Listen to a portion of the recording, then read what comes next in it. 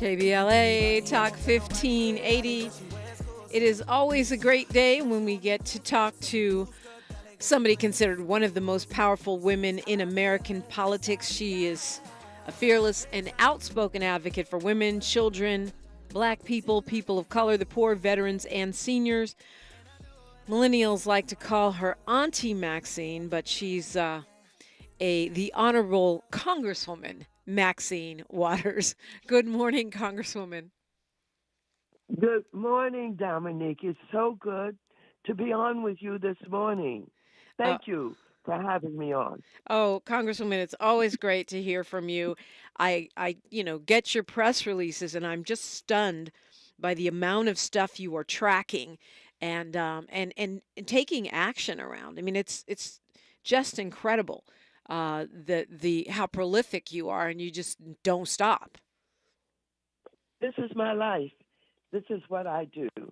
This is what I pay attention to and try to stay on top of all of the issues and try to respond to the concerns of the community.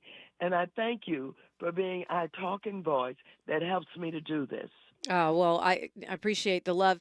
I got to tell you, just preparing for a radio show, I read and read and read. And then I look at your press releases and I'm like, how does she even understand that? How does she know what that is? I mean, you are on top of these financial shenanigans that the folks are doing, in the finance sector on Wall Street. You are on top of the tech, tricky tech folks, holding them accountable, whether it's, Bitcoin or AI, and certainly on our bread and butter issues like housing. And you must read either really, really fast or just hours and hours every day.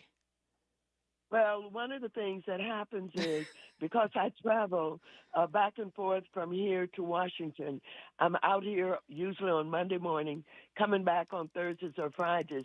That's a 5.5-hour flight, and I get a lot of reading time going and coming. No watching movies for you. Well, we are No. no Hangover 3 for Congresswoman Maxine Waters. She's reading so she could do the people's work. I want people to understand the amount of work that really is. So I know you wanted to make people aware that this is the, I think, 56th anniversary of the Fair Housing Act, which is meant to protect people from discrimination in renting and buying a home, getting a mortgage, getting housing help, all the other housing things that we do. Notably, we've seen the discrimination around appraisals in recent years come to light. Why is this significant?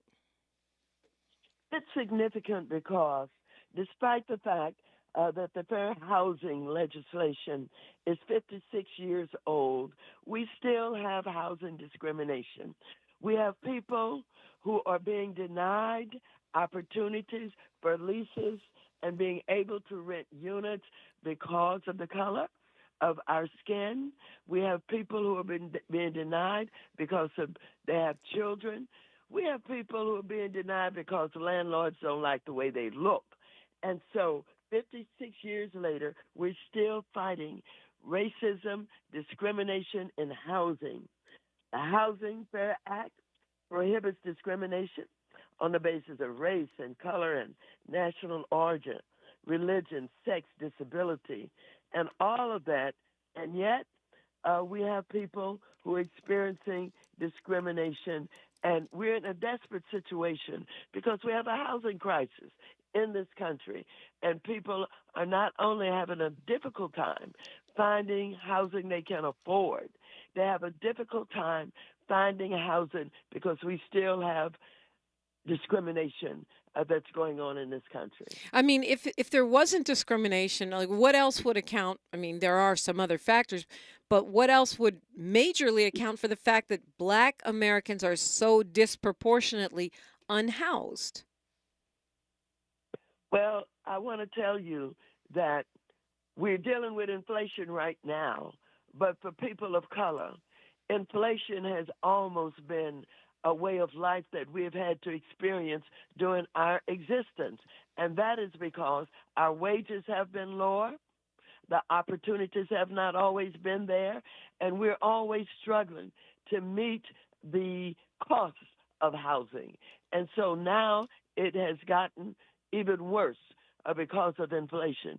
We have people who are trying to find housing, one bedroom housing, one bedroom is costing, 2,000 plus per month, and we still are not making the kind of wages that we deserve, and there's discrimination in hiring and in wages.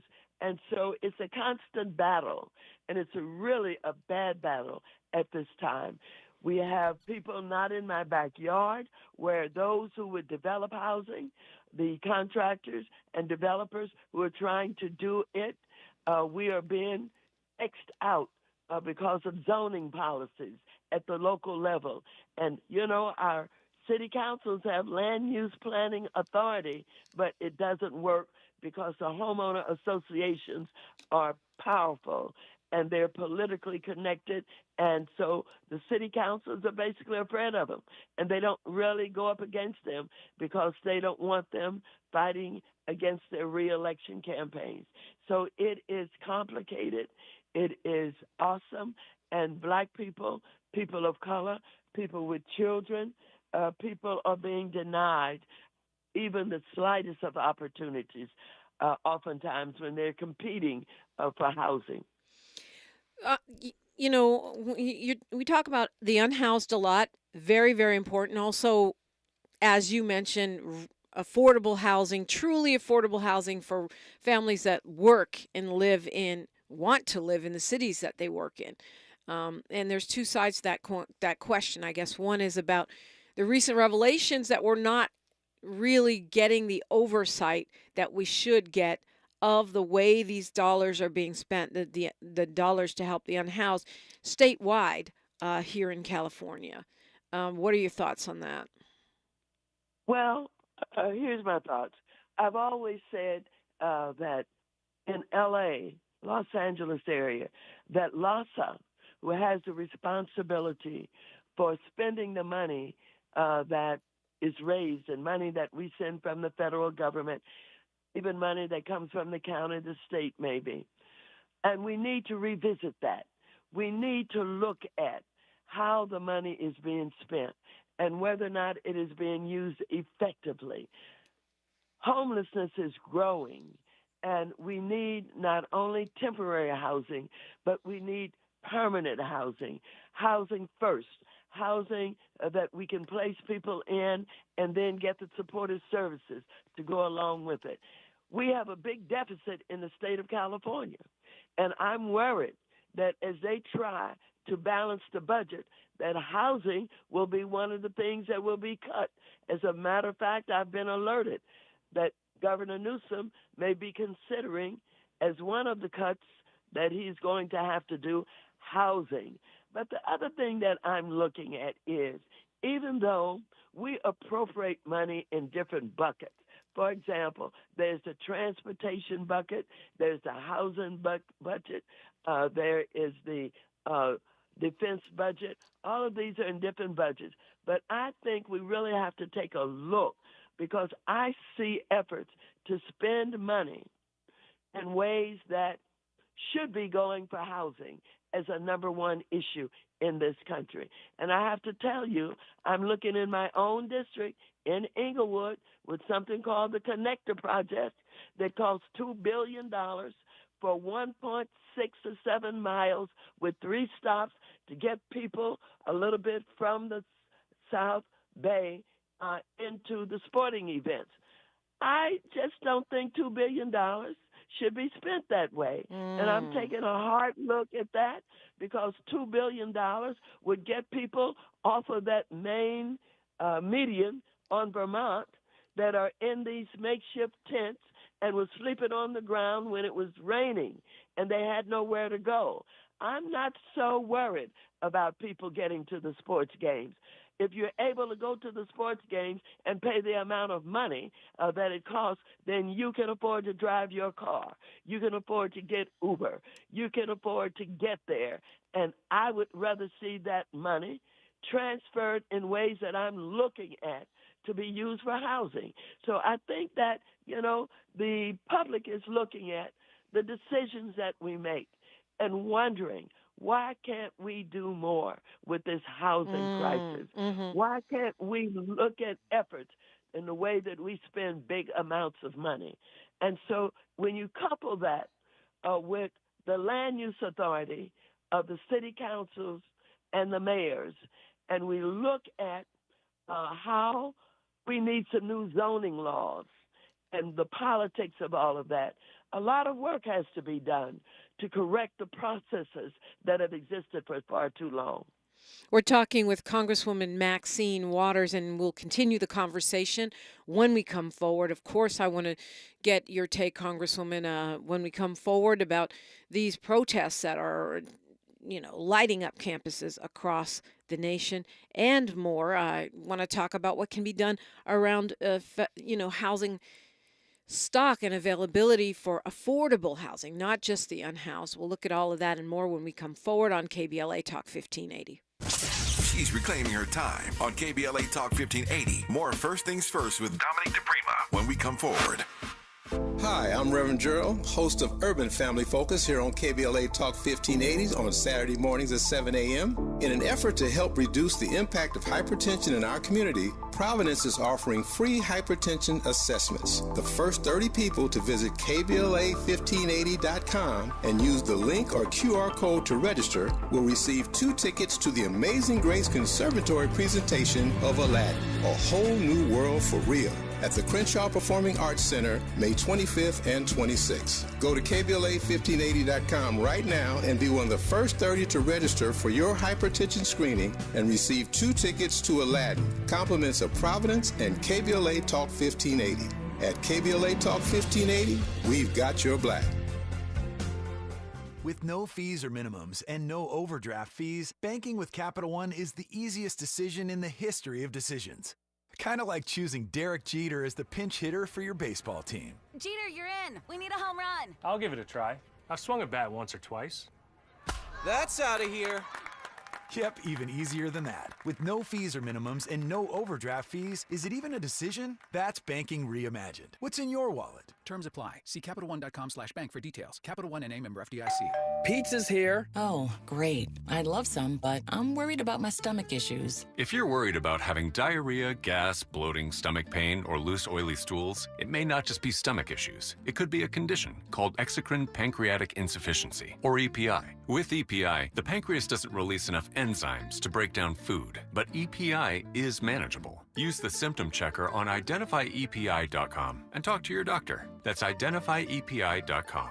Sponsored by AbbVie. Prescriptions require an online consultation with a healthcare provider who will determine if appropriate. Restrictions apply. See website for details and important safety information. Subscription required. Price varies based on product and subscription plan. Hey guys, did you know there's a generic form of Viagra that works just the same, but is 95% cheaper? And you can get it online? Go to hims.com/joy. Through HIMS, you'll get a free medical consultation, discreet shipping if prescribed, and the process is 100% online. To start your free online visit, go to hims.com/joy. That's HIMS.com/JOY. Hey, what are you doing up on the step stool? About to clean these light fixtures. The whole family's coming over, and if there's even a speck of dust in the house, my abuela will find it. Here, I got a Swiffer duster to help with that. A Swiffer what? A Swiffer duster. It has this cool extendable handle that reaches 6 feet to get high and low, with fluffy dusters that easily trap and lock dust. So, no more step stool? No more step stool. Easily trap and lock dust from hard-to-reach places with the Swiffer duster. Love it or your money back. The conversation continues right now with Dominique DiPrima on First Things First. My guest, Congresswoman Maxine Waters, made history as the first woman and the first African American to chair the House Financial Services Committee. She's still the ranking Democrat on that committee. And they call her America's Congresswoman. No, she's our Congresswoman, but y'all can borrow her from time to time. Congresswoman Maxine Waters, when we look at the issues of housing, one of the things that worries me is this sort of commodification of apartments, rentals, where these big corporations are buying them up. They're trading them like any other commodity. But I feel like housing should have a special protection, kind of the way we deal with utilities, right? Where they're public-private partnerships or they're owned by the municipalities.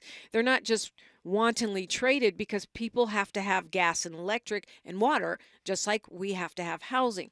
Is there stuff that can be done to sort of stop this train of turning housing into just another thing we gamble on in the stock market? Well, we have a real problem in the production of affordable housing. We need to absolutely put more time, effort, and resources into the production of affordable housing. Now, let me just share this with you. When you do affordable housing, you have to do it in a way that pencils out. One of the things that causes housing costs to continue to go up and to rise is the way that licensing and permitting and all of those issues that are attached to the development of housing are handled, and not handled well. When you want to build affordable housing and you've got to get the licensing and the permitting, there should be one-stop shops in every city hall where a developer who comes in with plans for affordable housing and shows how they can build them at an affordable rate, and that the people who are leasing them will not have to pay exorbitant rates in order to get that lease. They should be helped, and they should make sure, the city should make sure that they expedite, that they get them through the process. Every day that it is not done, the housing costs go up. And so one of the things I'm saying to our mayors and our city council people is, give me a real, credible one-stop shop. Help to bring down the cost of constructing and building housing. Right now, in the greater Los Angeles area, every unit is now costing about $700,000 to build. That's market rate. And if you are building affordable housing at market rate, there are not going to be any housing available for people who have, low and even adequate incomes that just can't meet that. So, not in my backyard, zoning, one-stop shops, expediting licensing, keeping the costs down, making sure affordable developers who want to build affordable housing can do it at a rate that means that you can rent it at an affordable rate, and stop asking the developers to pay for things the city should be doing, like moving wires, moving posts, having to do stuff that the city should be doing in order to make affordable housing more acceptable to be developed. Right. So there has to be a business model that issues. it can still be profitable, even though it's an affordable housing unit. Absolutely. It's all right for the developers to make a reasonable profit, but what we got to do is we got to do things to bring down the cost. For example, some of our entities have land. I want the database of all the available land in every city in this country. And for some of our entities like Metro, who own land, they can mark down the cost of that land and work with developers and not have to worry about getting a market rate for it. We have housing authorities who own land that is not being used. It is not being put into a database for us to understand. So all of these issues we have to deal with in trying to bring down the cost of housing, get people off the street, truly make homelessness a number one issue that we're all prepared to deal with, and stop just describing what it is. We know what it is. We're stepping over bodies every day. We're stepping over people and run down, everything. And so We got to stop just talking about how bad it is. We got to do something. Everybody's got to do something. And I want local elected officials to just get some courage and do that zoning and tell people who have living in communities where there's land available and housing can be done that go ahead. You run a campaign against me, but I'm going to run a campaign for the people, and I'm going to get some housing built in your neighborhood, whether you like it or not.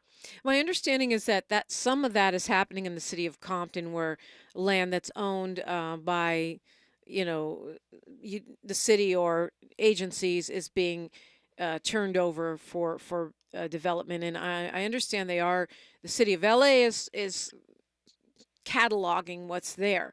But you're talking about something much more widespread, sounds like. I'm talking about everything that I have been able to understand about what it takes to build affordable housing, Yeah. how to reduce those costs, how to support those who really want to develop affordable housing, how to make sure we keep those costs down, how to make sure that I'm not only, concerned about all of these, I'm concerned about inflation. I'm watching what the feds are doing. I'm hoping that we will be able to get a reduction in interest rates in the next several meetings that are going to take place of the feds. And so I'm talking about everything that we can pinpoint to get these housing costs down. I'm worried. We're doing a good job, I think, in L.A. in developing some housing. I see some units going up, but who's going to live in them? Yeah, that's the my people question. that's on the street going to be living in these units? I'm passing them now. No lights are on at night. If no lights are on in those buildings, that means nobody's living there because it's too costly. Yeah. We got to deal with it in a real way. And one thing I know about you, Congresswoman Maxine Waters, you drive around your district and you get out and walk around. You know the stores, the nooks and crannies of your district, and you definitely, I think that informs your policies. Still, Absolutely. you never stop doing that. Absolutely. It's not, yeah. Why is that so No, important? I don't stop it. Well, let me tell you, you got to know your district. If I see a crowd, I want to stop and go, what's going on? I know you do. If I see what looks like an innocent person being jacked up by the police, I'm going to stop my car. And I'm going to stand at a safe distance. I'm going to watch. I'm going to raise questions. I'm going to see what's going on. If I see someone, a homeless person, laying on the street, as I see them all the time, me and my staff, we pass out our dollars. I had a man last night as I came out of CVS who said, Maxine Waters. He was on the ground. He said, Maxine Waters, how you doing? The man was developing a conversation with me. And he said, you know what the man said to me? What? He said, I know you're trying to help us.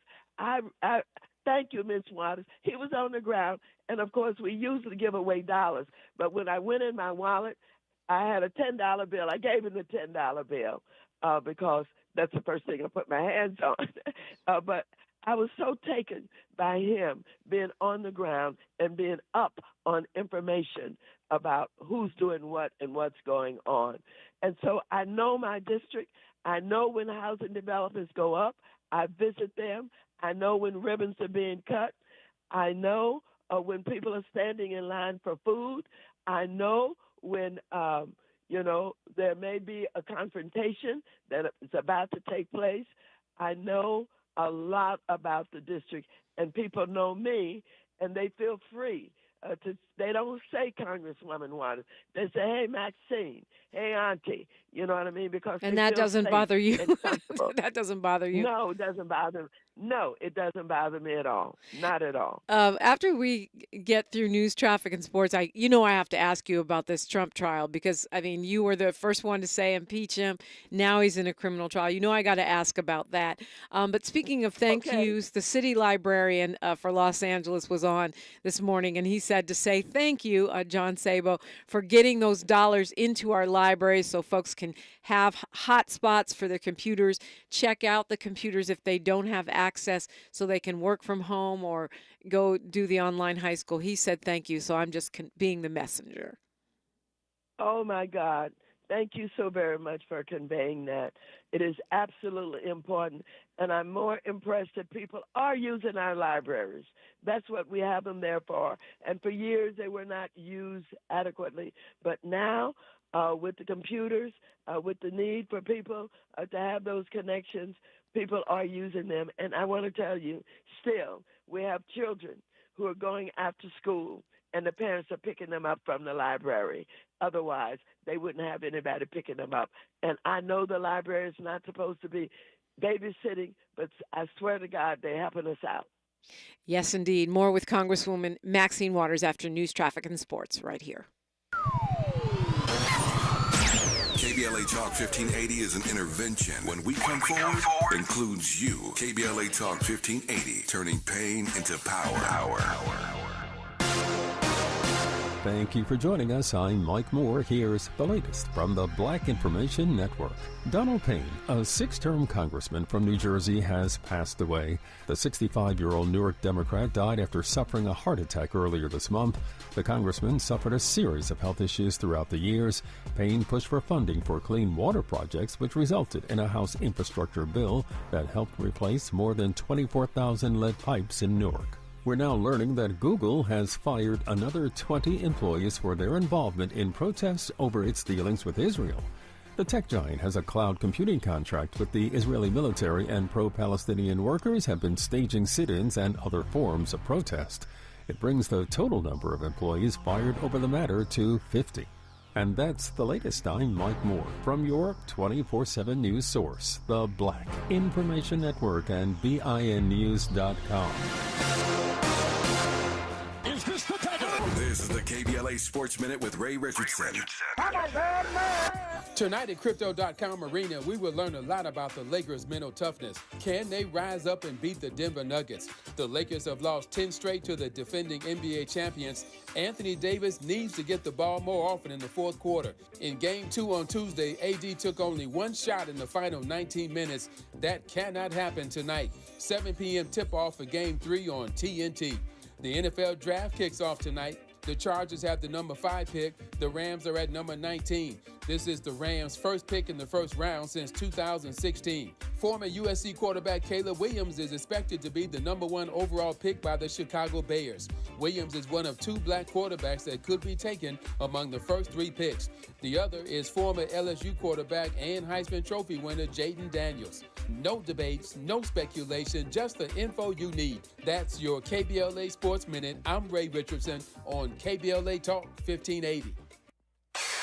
If we're the ones disproportionately impacted by these climate catastrophes, why should we be silent? Turning up the volume all year long on the climate conversation for KBLA Talk 1580. We asked seniors how to prevent Medicare scams. My best advice, if you get a phone call, do not talk to the person. These people are well-trained. Don't talk to them. They don't know me. They're just trying to scam me. Don't be fooled. Hang up. Just hang up. Never give out your Medicare number. They're going to get your number to put in a false claim. If I get a call from someone, I don't pick up the phone. And should I pick up the phone and they ask for information, then I hang up. How do you detect Medicare fraud? Just like I check my credit card statements, I check my Medicare statements monthly. Scammers can get a hold of your number, order medical devices through your account, and you're not even going to know about it if you don't look at your statement. Check your statement every month. If you get your statement and you see something that you know you did not have done, you report it. Call your Senior Medicare Patrol. To report Medicare fraud, call the Senior Medicare Patrol at 855-613-7080. Life can throw unexpected challenges our way. Black families need support. Children require safe, loving, temporary homes. Research shows that children in foster care thrive best when they remain in their own communities. The strength and love within the Black community can provide a sense of belonging.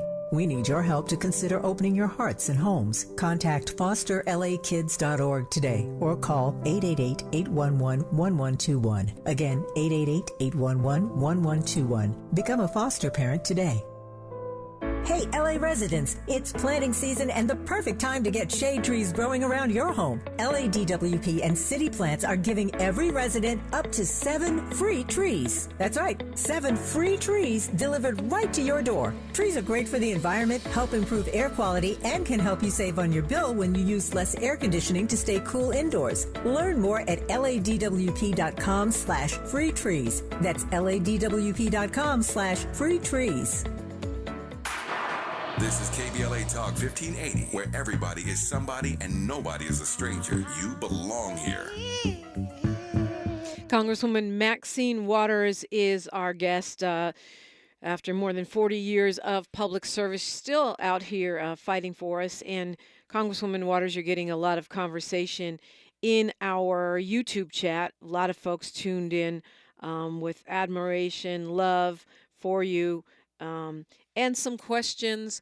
Paul Lee was asking about the schools in Inglewood closing down, and what your thoughts are on that. As we see, I guess, the student population there shrinking. Yes, absolutely. I think that the closing of 5 schools in Inglewood is unfortunate. There has been a history of problems with the Inglewood School District. The state has basically been in charge of trying to manage and direct Inglewood School Districts. And for some reason, it has not worked very well. And the charter schools have moved in. And the charter schools are now educating more of the students, and that means that they are not in the Inglewood School District population. Every time you lose a student out of the district, you lose the money that supports that student in the school district. And when you lose the money and all of a sudden your school buildings are half full or 1/3 full, you don't have the money to operate. And that's what's happening in Inglewood. The population of the schools has been reduced substantially. It's in addition to the charter schools, out of district schools that parents have started to send their children to. And so the 5 schools or so that are closing down cannot operate without the funds that are needed to keep them open every day and operating the way school districts should.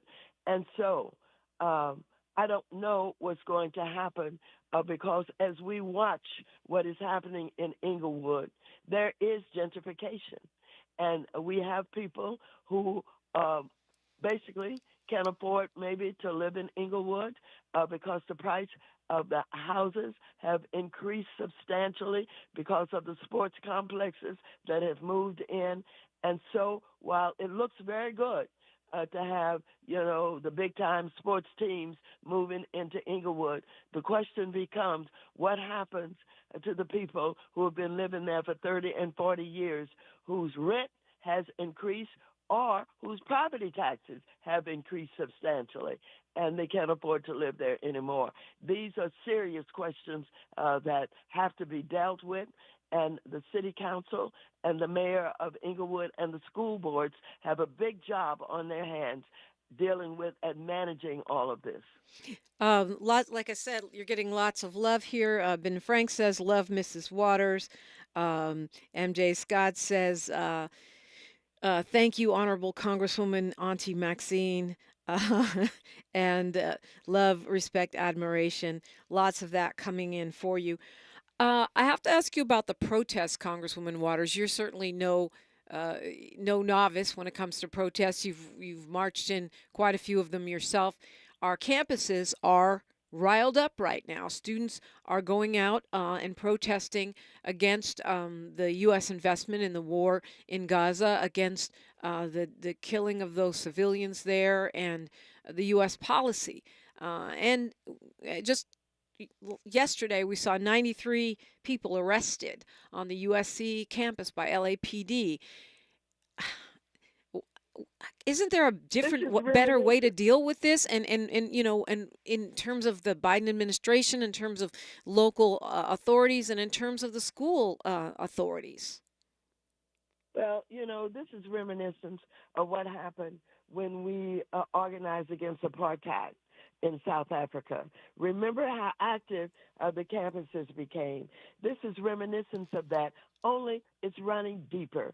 It's running deeper because what we find is our students and our young people and the Palestinian communities in our country are resisting what is happening in Gaza. We have anywhere from, about 35,000 Palestinians that have been killed, and many of them, of course, are civilians and children. And this is because October 7th, there was a strike against Israel by Hamas, who basically runs Gaza.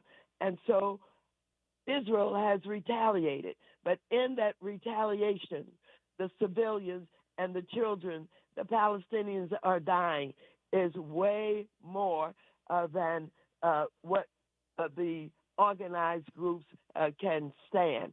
It's more than the young people cannot understand why so many children and so many civilians are dying. And so I have called for a ceasefire, and I voted against the supplemental appropriation for Israel as we looked at the big bill that we were passing that would fund Ukraine and Israel, and, of course, supposedly set aside some money for humanitarian efforts. This is very complicated. Part of the problem, I believe, in Israel is what has been identified by even Schumer on the Senate side. Netanyahu, who is the president, who is the head of Israel, is convinced that the only way to, deal with the fact that they were struck by Hamas on October 7th is to basically take out Gaza. And that is problematic for the peoples of the world to see what is happening. Right now, the President of the United States is doing what he can to try and convince Netanyahu not to go into an area called Rafah that's in the north, where many of the Palestinians have been driven. And so they're impacted up there. And if there is bombing up there, it's going to kill a lot of Palestinians. As a matter of fact, a recent hit on Rafah, even though President Biden warned Netanyahu that he should not bomb Rafah, 18 children were killed. And that's just a day or two ago after the supplemental appropriation passed in the House. In addition to that, humanitarian aid is absolutely necessary. People are dying from starvation, and the World Kitchen that tried to take food in was bombed and killed all of the workers of the World Kitchen. That is basically an organized effort to feed those who are dying of starvation. So this is a complicated issue. I even raised the issue about funding for the Sudan, where children are dying, and in Haiti, right in our own hemisphere, as we were doing that funding. And I've got to follow up because the exact amounts were not identified for humanitarian assistance. They said it's going to Gaza, but I've got to, and I raised the question about Sudan and Haiti, which I'm being told that some of that $9 billion will go to those areas. I've got to follow up to make sure that that is happening. On the campuses, it is out of control. What you have is an organized effort on the campuses about this issue. But I do not believe that they should have their tents on the campus. I think there should be an area set aside for our students to protest. I want learning to go on. I want freedom of speech to go on. I don't want any violence, and I don't want, the graduation stopped or any of that. And I don't want the camps right on the doorstep of the universities. But I want Netanyahu out of Israel.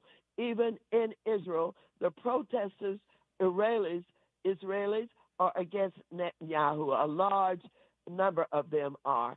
He is not handling this properly. He is forcing, this war to continue, even as he gets support from the United States. It's a complicated issue Yeah, with it a is. big history, but right now we need peace.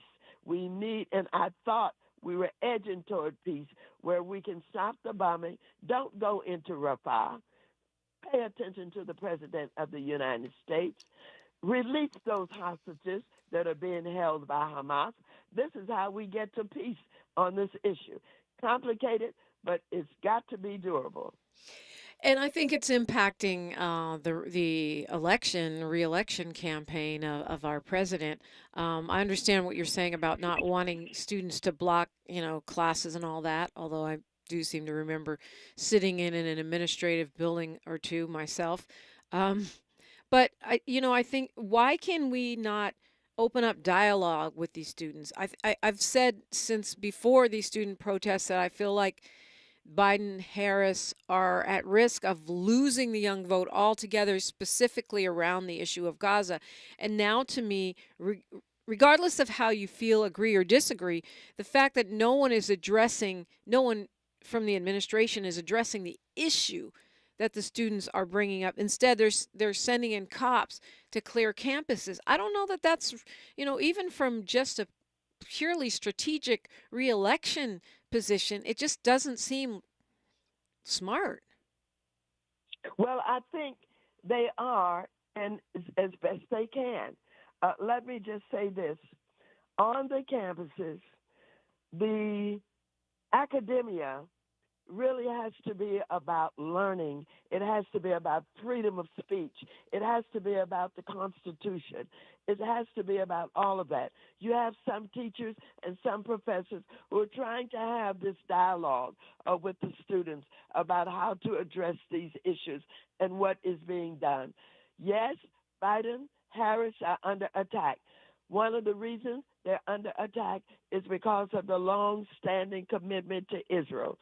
And the president has voiced that over and over again, that if Iran strikes, that will create a response from the United States in support of Israel.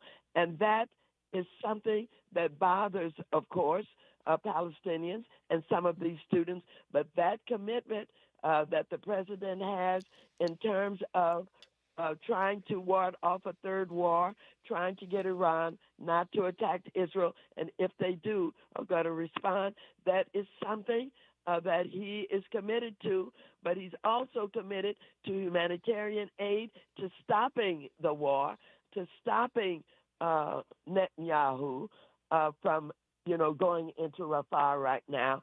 It's complicated. It's not easy. And the students, of course, are fired up, and I want them to have a voice. I want them to be able to exercise freedom of speech. I don't want any violence on the campuses. I don't want them fighting. I don't want the Jews attacking Palestinians, and I want the Palestinians attacking Jews. We cannot have that kind of violence. But yes, the discussion about what is right, whether or not there can be a two-state solution, as is being pushed by J Street. J Street is a more liberal organization that is organized around these issues, that has been fighting for a two-state solution to get rid of the way that Gaza is now contained.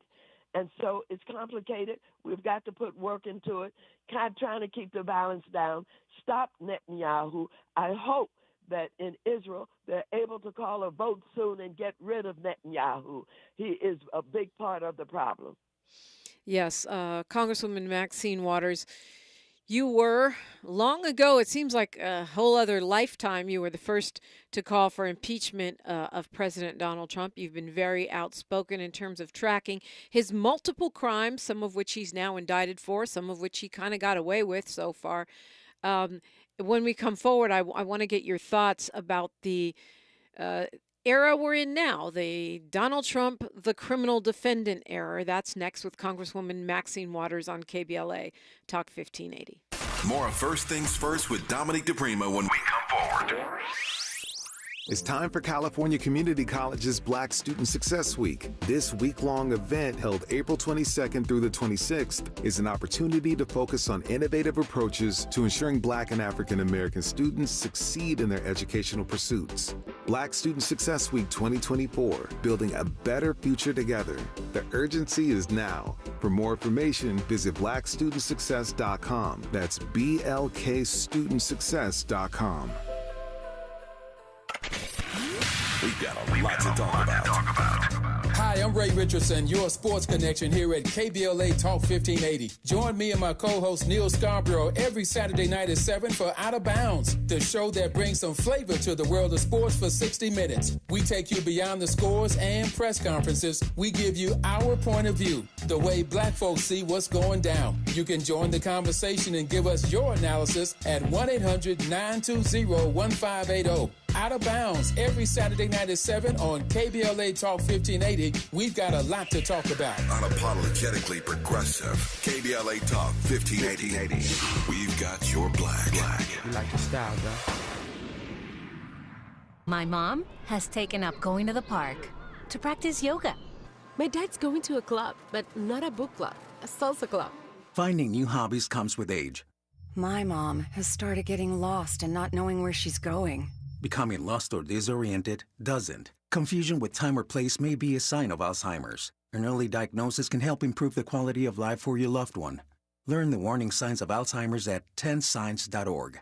Brought to you by the Alzheimer's Association and the Ad Council. Some days I cover up because of my moderate to severe plaque psoriasis. Now I'm hitting the road with clearer skin thanks to Skyrizi, Risankizumab Riza, a prescription-only 150 milligram injection for adults who are candidates for systemic or phototherapy.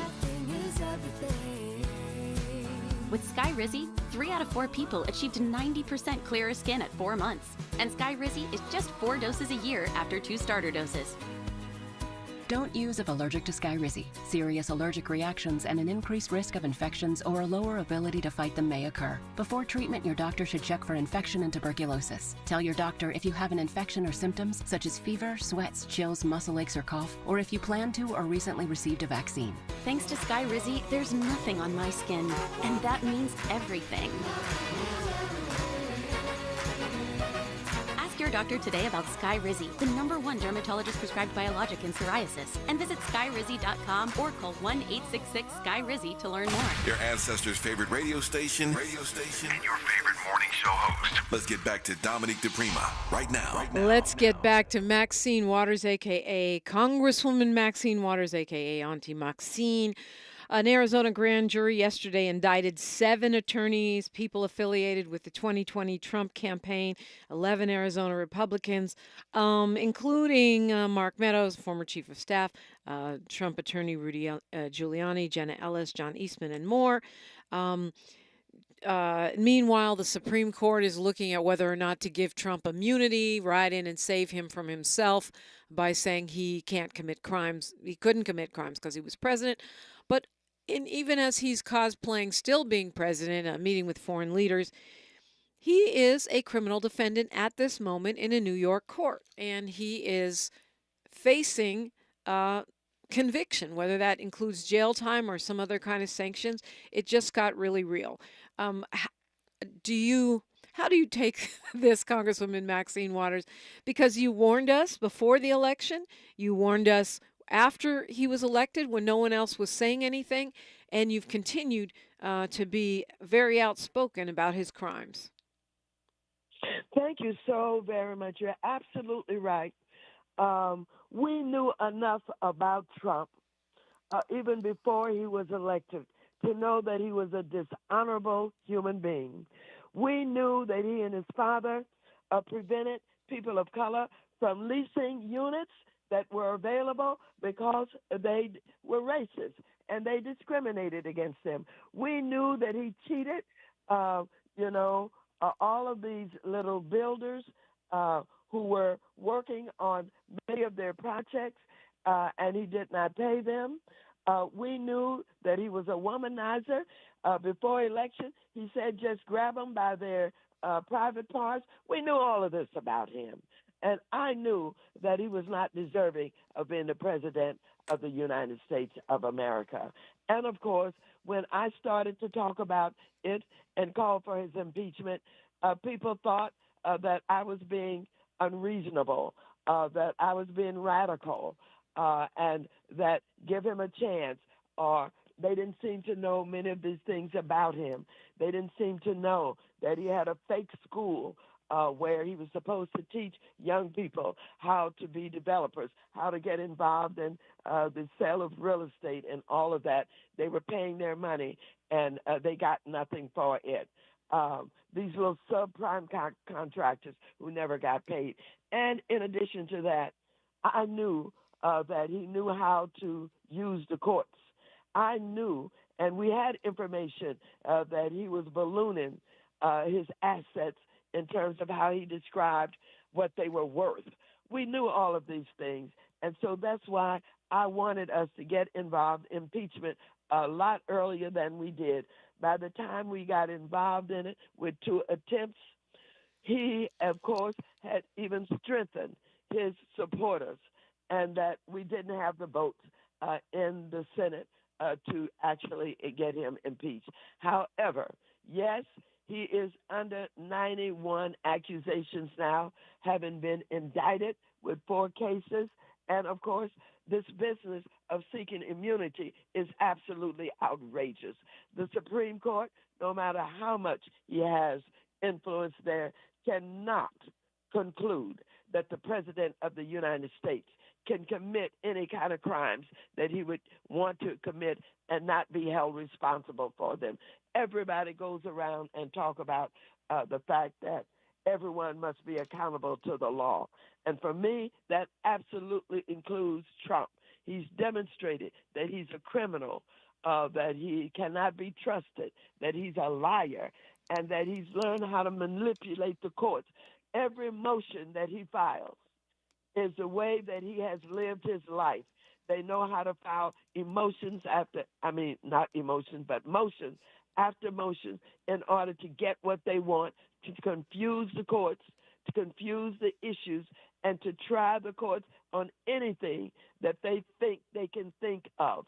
Yes, he's up in New York now with Stormy Daniels. He absolutely committed a crime when he tried to pay to keep her shut up about what she knew about him and the fact that she had had an affair with him. And it's all coming out.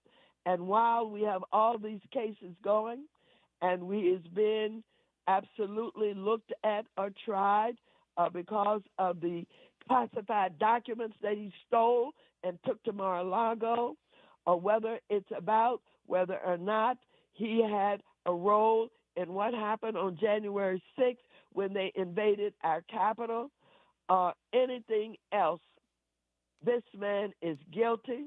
He needs to be jailed. And I think in the final analysis, after all is said and done, that Stormy Daniels is going to get him, that she has the goods on him. And when that little newspaper came out and also basically let everybody know that they cooperated with Trump in the way that he did his, attempts to quieten her and the payments that were made, how they were made, all of that. I think that it's going to be hard for him to escape that. I'm just hoping that the judges don't back down.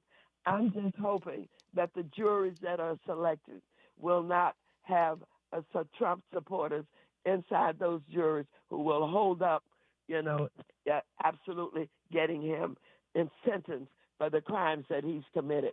We're at a very, very interesting, difficult time in the history of this country. And this country could go in one direction or the other. And if it goes in the direction of electing Trump, we're in for hell. We're in for racism.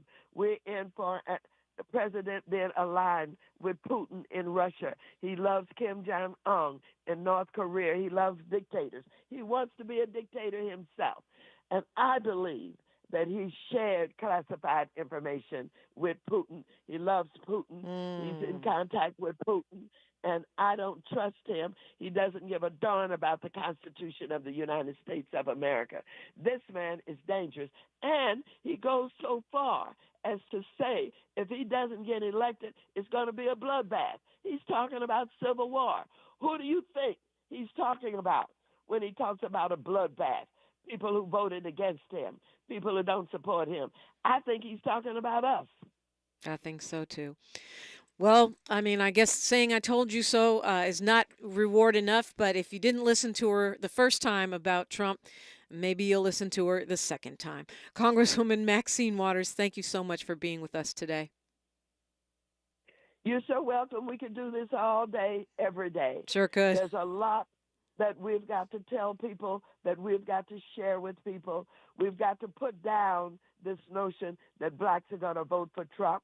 Trump is going to promote that. He's going to try and say that because we have been victims of the criminal justice system, he's a victim, and we understand that. No, we've been victims, but he's one to victimize us. No, we don't align with him. We don't support him. We don't respect him. The man needs to go to prison, and he needs to spend good time there for the crimes that he has committed. Congresswoman Waters, thank you. You're so welcome. Thank you for having me. KBLA 1580 Santa Monica. Thank you for joining us. I'm Mike Moore. Here's the latest from the Black Information Network that helped replace more than 24,000